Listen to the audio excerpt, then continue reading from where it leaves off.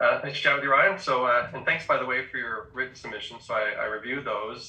So I've got sort of everything in mind, but figure nice to speak as well. So if you want to either go through those or anything else, then I'm obviously here to listen. So thanks for taking the time. It's good to get these type of meetings. So thanks. And thank you, Mr. Conway. Thank you, Dave. What I want to do is go through the entire presentation, the written presentation. You'll find that I'll expand on certain points. There's other information I want to throw in as well. Of course, after you make a submission, you always think of things that you should have submitted. Well, I do. Yeah. So I'll go through this, and then and the other point I want to make, Dave, is that everything here is constructive. I try to think everything logically. I think everything through. None of this is personal in any way. Different objections I bring up, and like I tell my sons, for example, once you get personal, you lose. To me, it's never personal. It's straight up, how do we make this better? So in that light, in that context, I'll just go from there. So again, thanks for the opportunity to give this verbal submission to the review of the collective bargaining model for setting fish prices in Newfoundland and Labrador. And of course, this verbal submission is in addition to the written submission CNL presented this past Friday. So like my written presentation, my written submission, before getting into specific recommendations, CNL would like to go on record as taking issue with the fact that this review is being conducted practically in secret, and certainly away from the public eye, and more specifically, the direct attention of the just over 3,200 enterprise owners who make up this province's inshore fleet. The price of fish directly impacts their enterprises and lives. They should have been given the opportunity, every opportunity, to directly observe or participate in this review. And you and I have discussed this, Dave, in terms of public or virtual meetings and in-person or virtual presentations. And as highlighted in our correspondence over the summer, from CNL's perspective, this entire review should have been live streamed and all submissions delivered in person or virtually, or both, as well as in writing. All fishermen in all fleets must be better educated on the current broken down collective bargaining model and proposed repairs alternatives. There are too many backroom deals, and this process seems to be more of the same, not in the terms of a backroom deal, but again, a process that's not in the public eye, and again, certainly not in the direct attention of the inshore fleet. If the interview submissions as part of this review were live streamed through such free mediums as Facebook Live, which I have found over my 7 years working directly with the inshore fleet, fishermen,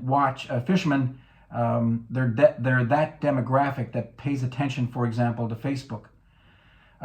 Fishermen could have tuned in, they could have absorbed the information, and they could have directly participated in the discussion of how to improve the collective bargaining model.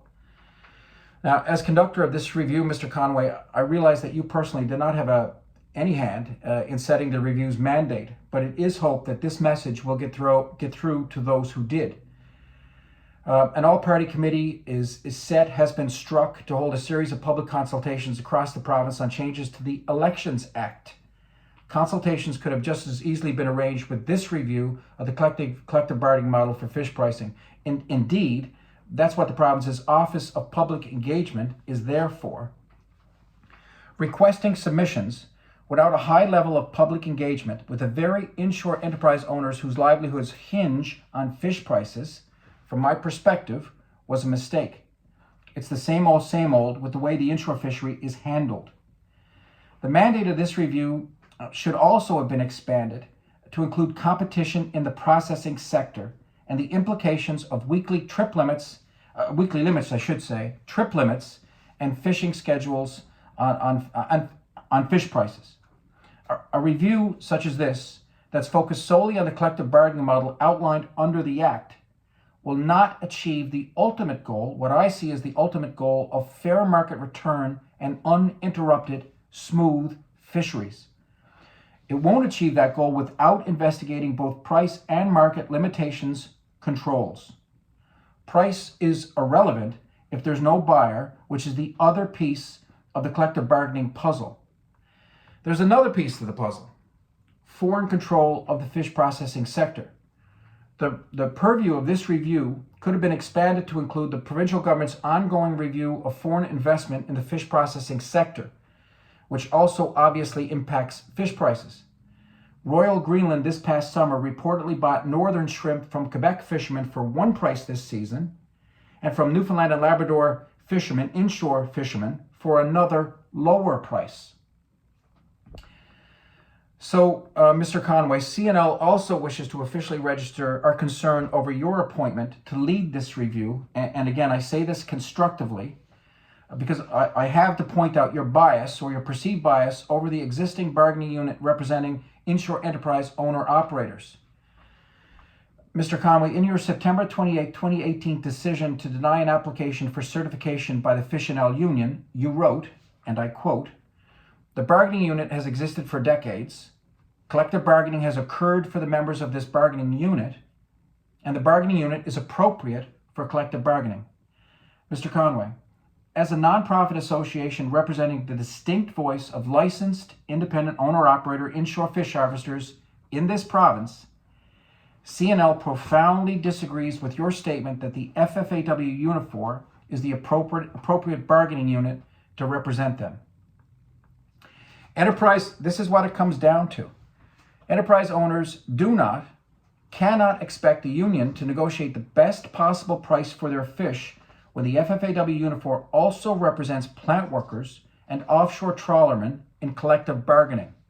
The money all comes from the same pot. Real or perceived, the conflict of interest has been undeniable from day one, and it's a problem that has generated so much of the distrust that permeates the fishing industry to this day, and is compounded by the fact fish pricing is exempt from the Federal Competition Act. Now, that's a big one, Mr. Conway. Also not covered in the mandate of this review, but one that also has a direct bearing not only on the fish price in Newfoundland and Labrador. One second now, just let me gather my thoughts here. Also not covered in the mandate of this review, but one that also has a direct bearing on the price of fish in Newfoundland and Labrador is fish price negotiations. Is that fish price negotiations in this province, the structure of which was described last year by Premier Andrew Furey's own economic recovery team as anti-competitive by nature. This is what I'm trying to get at. This is the point. They're excluded under Section 4 of the Federal Competition Act.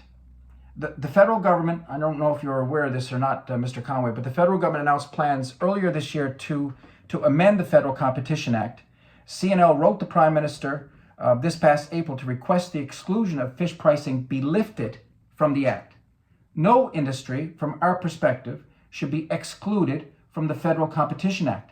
The only industry in Canada that is excluded is the Newfoundland and Labrador fishery, and the inshore fleet pays the price in terms of less money for their catch, for their fish.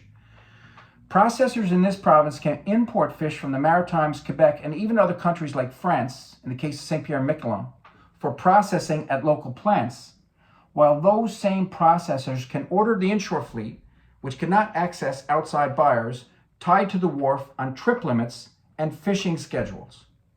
Trip limits that cap how much fish inshore boats can land in one trip, and fishing schedules that tell enterprise owners when to fish, when not to fish. Owner-operators in this province cannot move freely between buyers and processors, and processing companies have been accused of working together as a cartel. They've been accused of that many times to keep fish prices down. Those two common examples of unfair competition impact prices to the inshore fleet, Mr. Conway, as surely as the collective bargaining model that you're investigating. So the limitations of this review will only result, from our perspective, in an incomplete report or assessment, unless your mandate is broadened. If the federal government refuses to make an amendment to the Competition Act regarding fish prices, and again, I believe that the provincial government must make that official request to the feds, or if the provincial government fails to request such an amendment, Both levels of government, the feds and the provincial government, should be made to publicly explain their positions. Why is fish pricing excluded from the Federal Competition Act? Now, back in the day when that exclusion was made, maybe there was good reason, but it's been forgotten. I don't know what the reason is. Is there justification for excluding fish price negotiations from the Federal Competition Act? I don't know of one. And again, both levels of government, the feds who are in control of the Competition Act and the province who could make the official request, I think they need to come out and explain their positions. If the province makes such a request, if a request is made, if it's denied. Let me get right to the Act now, Mr. Conway, and our problems with the Act and how they've manifested themselves over the past, particularly over the past 2 fishing seasons. In July of last year of 2021, CNL called for a review of the province's panel system of fish pricing, or final offer system of fish pricing, however you want to describe it. We called for that review to determine whether inshore harvesters received a fair market return from last year's record snow crab fishery. The final 2021 price for snow crab to the inshore fleet was set at $7.60 a pound on April the 25th of 2021. At the same time, market prices continued to rise almost weekly until well into the fall, to the point that the price of snow crab leading into the fall was described by international seafood news organizations as inelastic, meaning insensitive to change, meaning people would essentially pay whatever was charged at that point for snow crab. When the market price of snow crab or any other species continues to rise after the final price to the inshore fleet has been locked in, with no way for harvesters to tap into the rising price as a means to realize a fair market return, the system is clearly broken. I don't even think that's debatable, Dave. Both processors and enterprise owners made money from last year's snow crab fishery. That's a fact. It's undeniable. But both sides did not realize a fair market return, not from CNL's perspective. CNL wrote the provincial government on November the 5th, 2021, to request that the regulation under the Standing Fish Price Setting Panel that restricts each party to one price reconsideration per species be lifted, and that change be made prior to the start of this season, of the 2022 season. The request was denied, with the point made that both sides made money. Government missed the point entirely. Both sides did make money from last year's snow crab fishery, but both sides did not realize, from our perspective, a fair market return. Now this year is just the opposite for processors and buyers. Derek Butler of the Association of Seafood Processors, he's publicly stated that record snow crab losses this year by processors and buyers, which he described as worse than the moratorium back in '92, will impact prices next year, quote again, if not even in more years. And that was Derek Butler made those points in a letter to the editor on July the 11th of the Telegram. The entire fishing industry should sit up and take notice when threats are made that future seasons and prices will be impacted. This is the livelihood, the lives of the inshore fleet of enterprise owners that we're talking about. And when the head of the Association of Seafood Processors gets in a public forum and makes these kinds of threats, like I say, you have to sit up and take notice. This is your money, the amount of money you have coming in to run your business. Ironically, both snow crab prices realized by the inshore fleet this year, the initial $7.60 a pound and later the $6.15 a pound, were the Association of Seafood Producers' final offers to the price setting panel. The offer came in from the ASP themselves. That's what they laid on the table. This past summer, the existing collective bargaining model collapsed. From our perspective, it completely collapsed. Processors refused to buy for the prices that were set by the panel, and inshore fleets remained tied to the wharf. Most prices set by the panel this year resulted in severely delayed fisheries. And David, I'm thinking in terms of northern shrimp and sea cucumber. That resulted in canceled fisheries, as was the case for almost the entire East Coast Capeland fishery, or in the case of the inshore shrimp fleet, boats landing in Nova Scotia. And I know at least 4 boats, including boats from Lassie and the Northeast Coast, that made their way to Cape Breton, Nova Scotia to sell their northern shrimp there. So that's how ineffective the price setting panel has been. Processors don't buy for that price. Fishermen don't fish for the price. What's the use of the panel? Can tinkering with the panel result in any long-term betterment or improvement of fish prices? I'll come back to that in a second. On July the 5th, CNL called for the elimination of what has become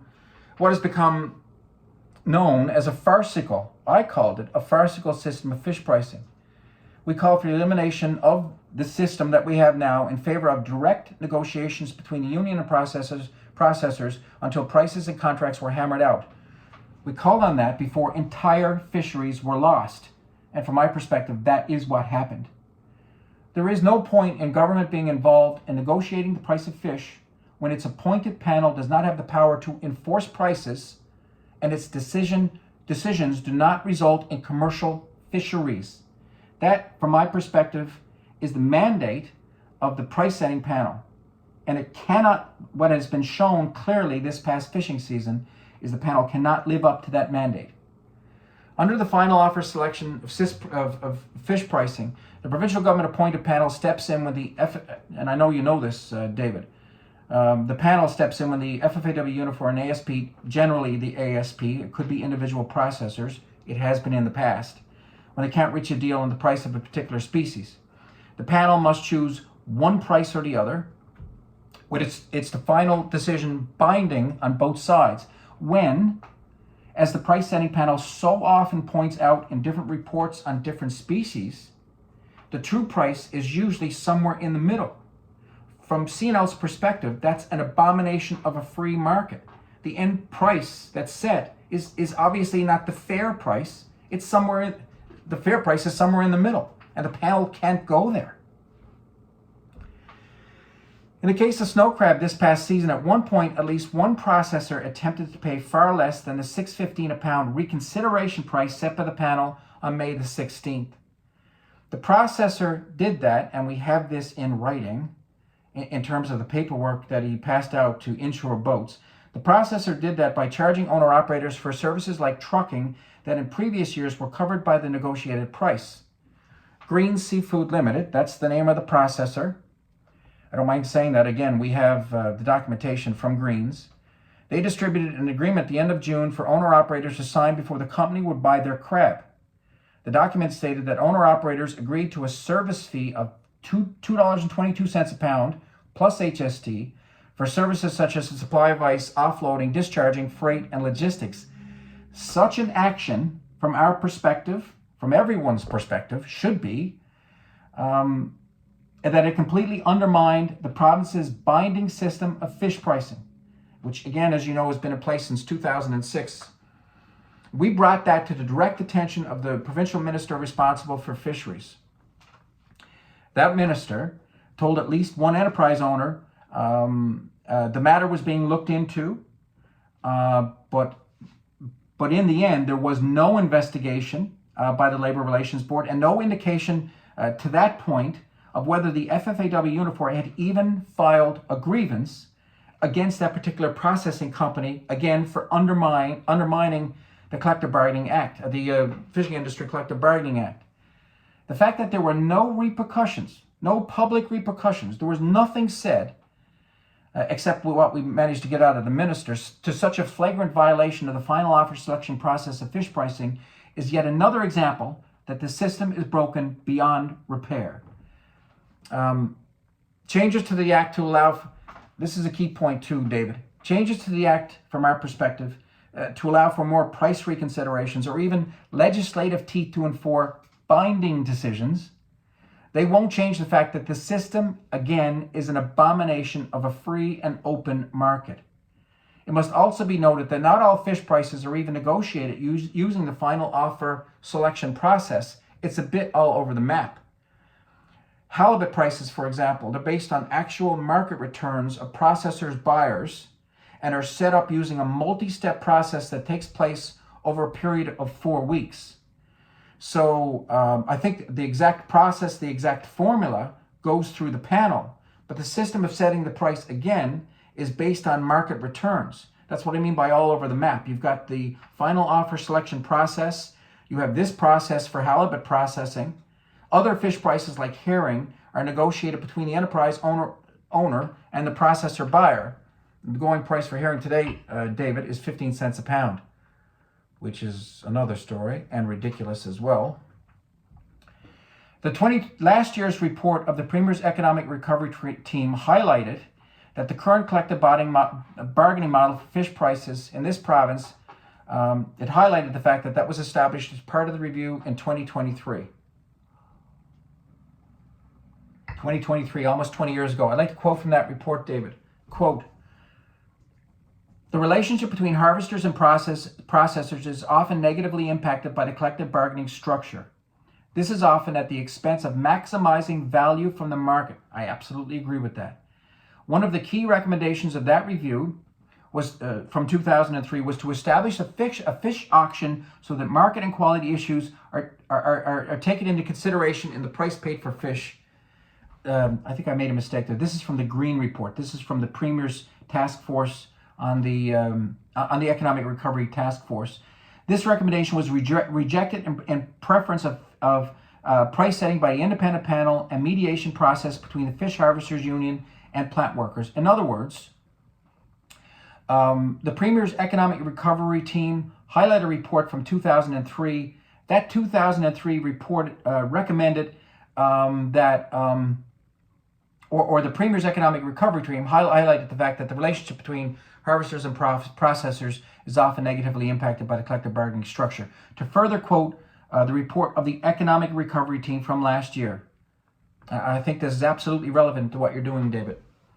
Harvesters negotiate sales price to processors through a collective bargaining structure. Harvesters are organized under one bargaining agent, and processors are typically represented by two associations, although in a lot of cases it's just one. This structure is, again, from the report of the Economic Recovery Team, this structure is anti-competitive by nature and requires an exemption in the Federal Competition Act, Section 4. This price-setting structure often isolates the industry from the market where quality and consistency of supply is required. The structure can also tarnish the relationship between harvesters and processors, which is exactly what we have today, making it difficult to collaborate on other important issues, like negotiating the other prices of fish. That's me speaking. As well, many of the decisions and policy decisions put forward harm fish processing workers, but the voice of harvesters overshadows these concerns. CNL agrees with that assessment. A 2008 report of the Task Force on Fish Crab Price Settlement Mechanisms in the Fishing Industry Collective Bargaining Act recommended modifications to the collective bargaining system. Those recommendations resulted in the final offer selection we have today. However, that same 1998 report recommended that at the same time as modification to the act were introduced, the government experiment with an electric auction system. As the task force noted, auctions and other free market systems are common elsewhere, and they are, David. I'm sure you're aware of that. While the task force recommended a pilot project for implementation in 1999, the pilot project reportedly did not take place until a decade later, at least 10 years later, from what I understand. And some government officials say the option was not given a fair shake when a pilot project was introduced. I don't have details on that pilot project. While the current final offer selection process outlined under the Fishing Industry Collective Bargaining Act can be amended, more reconsiderations, for example, to make some improvements, CNL does not believe that's the long-term solution. Instead, CNL recommends the provincial government open the province's doors to buyers from outside the province to operate on an even playing field with local buyers and processors, and implement an electronic auction system project for the 2023 fishing season. For next fishing season, an electronic auction pilot system. That system must be transparent, and in the end, it must deliver a fair market return to the inshore fleet. Anything less would be unacceptable. Fair market return. That's not asking for too much. It's asking for what anybody in a free world market economy would look for. Oil companies operating off the province's shores are not ordered to process oil onshore in Newfoundland and Labrador. The fact that inshore enterprise owners face such restrictions when they land fish is an unfair restriction that must be addressed. David, CNL doesn't want to see any processing jobs leave this province. None. Although it must be noted that Ocean Choice International is set to open a new $20 million plus secondary processing plant in Dartmouth, Nova Scotia, a plant that will also process fish from this province. It's also interesting to note that Halifax Airport is the new cargo hub for Atlantic Canada, including seafood from Atlantic Canada. I believe that their investment into the Halifax Airport was in excess of $36 million. The prices to our inshore fleet must be competitive. Newfoundland and Labrador must get its act in gear. And to start, we must have a fair system of fish pricing in this province. One other point I'd like to make, Mr. Conway, and that is, or David, in terms of submissions to the fish price setting panel by both the Association of Seafood Producers and the FFAW. Those submissions, last year I asked for all their submissions to the panel when the panel was negotiating individual fish prices. I asked for all submissions, so at the end of the season I could review the submissions and then the panel's decision on individual prices. I was given all that information last year. This year, I asked for the same information, but a lot of the information was redacted. I don't believe any of that information should have been redacted. I think all of the information should have been released. I also know, David, the other point is that the panel's decisions are all made public. They're written panel decisions. And I've got to reiterate this point. The panel's decisions are all in writing. But how many enterprise owners actually read those decisions? I would say the vast majority of enterprise owners who are busy fishing, taking care of their small business enterprises, do not read those reports. And again, that's why it makes so they're not intimate with negotiations for individual species. That's what made it so critical that this important process that you've been asked to carry out, David, in terms of the review, that it be public. That owner-operators see exactly how this works, what the options are, and have ideally a hand in the decisions moving forward. That can happen with submissions that are not in the public eye. So, for example, I have made this verbal presentation. At the same time, I've been recording this as well. I think that my presentation should be made public to all of our members, enterprise owners, independent enterprise owners in this province, and all fishermen in general, because again, it's all about educating, bringing everybody up to speed on exactly what's going on so you can make the right decisions. Inshore fishermen in this province are some of the smartest people I have ever met. David, I've met a lot of people right around this world. They don't miss a trick. And I think if they were brought up to speed on the information that's being assembled here, on the recommendations, on the advice, I think they would have something to offer. But they're not going to have that opportunity because of the way this review, again, I know that wasn't your responsibility. You're leading the review. You didn't set the parameters. But those parameters were not broad enough, and that's my broader point. So with that, David, that is my presentation. And if you have any questions, shoot. No, I don't. Thank you. First of all, yeah, I've got your written submissions, of course, in front of me, so that's quite helpful. And I guess I'd say, first of all, right, I didn't set the parameters for this review, so your, I guess, concerns, and there was probably several of them, they're not within my control, and including the sort of live streaming aspect of it. And by the way, the intention was not to have these type of submissions recorded. I can't stop you from doing so, but that wasn't the intention. But I do, for the points that you've made that are within my ambit, I do acknowledge them. I mean, you've noted lifting the single reconsideration system, enforcement mechanism for prices that are set, leaving the market to work things out rather than the panel itself, potential use of formulas, or at least noting that formulas are used for some species. an electronic auction system and a pilot project. And I do note that that possibility was noted in, I think, first of all, the Vardy Task Force report, followed by the Jones report. So yeah, 1998 and then 2003. I believe the Cashin report didn't recommend that, sort of said it wasn't viable at that time. So it has been noted, and I guess modeled on the Icelandic auction system, the sort of reverse auction, Dutch auction system. So I noted that as well. I've also noted you've mentioned about opening up the province to outside buyers. And then finally noted, well, it was today, I don't know if it was in your written submissions about requesting, copies of other submissions, I guess, through the panel process. I will note, of course, in terms of this review, written submissions will form part of the report. My intent is potentially to attach them as appendices, so you will be able to see what others have put forward in terms of written submissions.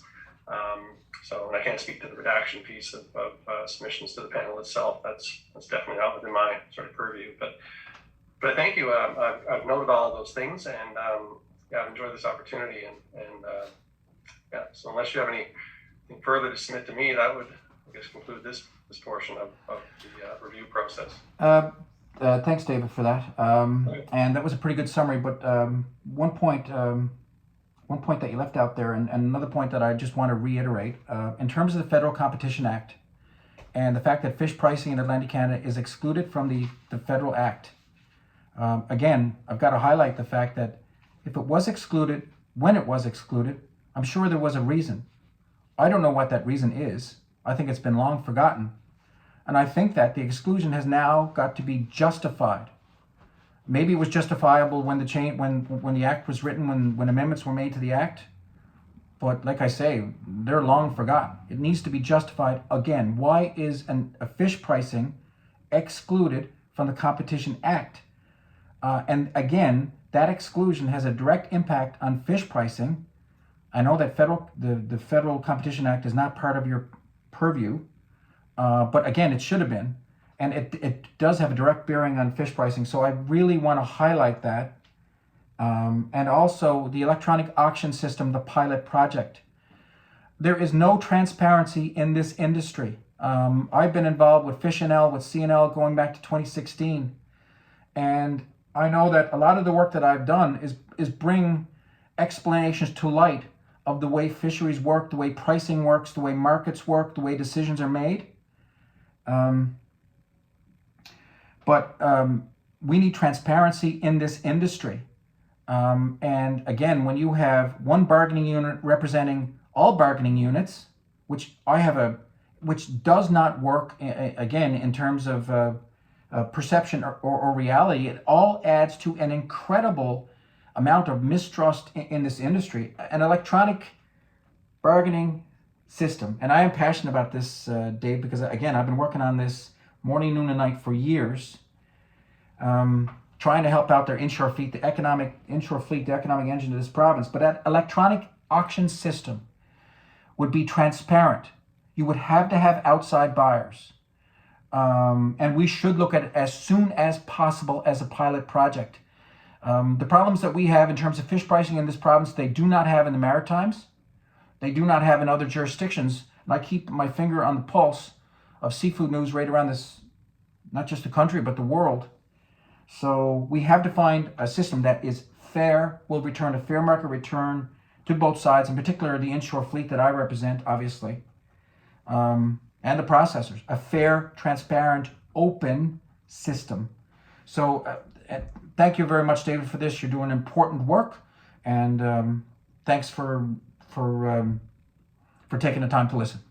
My pleasure. And by the way, with the Competition Act, I did make a note of that, but as you mentioned, it is outside my mandate in terms of the review, and particularly because it's federal legislation. But my understanding is that part of the Competition Act was brought into place in the mid-'70s. Now, whether that was because of the FICPA being brought in 1971, I'm not sure. I guess, reading Hansard from that era, I think 1976 perhaps, would probably shed light on the purpose of the exemption. But again, it's not something that I've been asked to review, so unfortunately I really can't deal with that. So, but thanks again in terms of specifying in terms of the electronic auction making pilot project.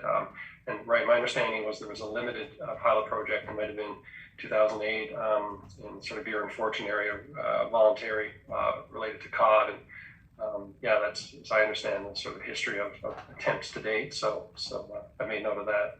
So yeah, my pleasure in terms of making the time, and I really appreciate your written submissions and your verbal submissions on behalf of CNL. So one last point, David. I'm Sure. sorry. Sorry to interrupt. In terms of the Federal Competition Act, again, we both acknowledge that's outside your mandate, your purview, your review. But is it possible for you to highlight the fact that that the Competition Act, the exclusion, does have a direct bearing on fish pricing, as well as the other examples outside the purview that I mentioned in the presentation? Could they also be highlighted, or not highlighted, but for me definitely? to make that conclusion, I'd have to delve into it and spend considerable time understanding, first of all, how it was brought into place and then what the effects are. And unfortunately, I don't think that would follow from what I've been asked to do. I mean, for me to make recommendations that are wholly outside of my review. No. I'm sorry. I'm not making a recommendation that you do that. I'm just. Yeah, so I could look at it and talk. I can make Yes. a note of the fact that it Yeah. is. I absolutely can note that. Right, Wonderful. as you mentioned, the Green Report, I made note of it as well. But in terms of why it was done, what the results have been, and et cetera, that part I wouldn't be able to again make any conclusions or make recommendations, because it hasn't been something I've been asked to do. But I understand. I can certainly note that is the, and in fact, again, with submissions to the review process, you know, presumably they form appendices to the report. Anyone looking at those will be able to note that as well from your written submissions. So yeah, it won't be lost in terms of this process.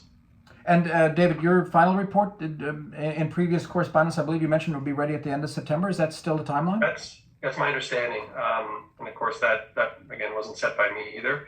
But that's my understanding. Now, of course, in the past, certain reports have had a timeline that was extended. I don't expect that to be the case here, but my understanding is submit my report in September, and at that point, upon reading of it, and government would then make it public subsequently. So, and again, that would be outside my sort of ambit in terms of when they make it publicly available. But that is my clear understanding. The report will be publicly available.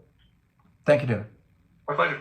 Have a great day. I guess we'll conclude now. If that's all. Yes. Great. Thank you very much. Thank you again. My Bye-bye. pleasure. Take care. Bye-bye. Take care.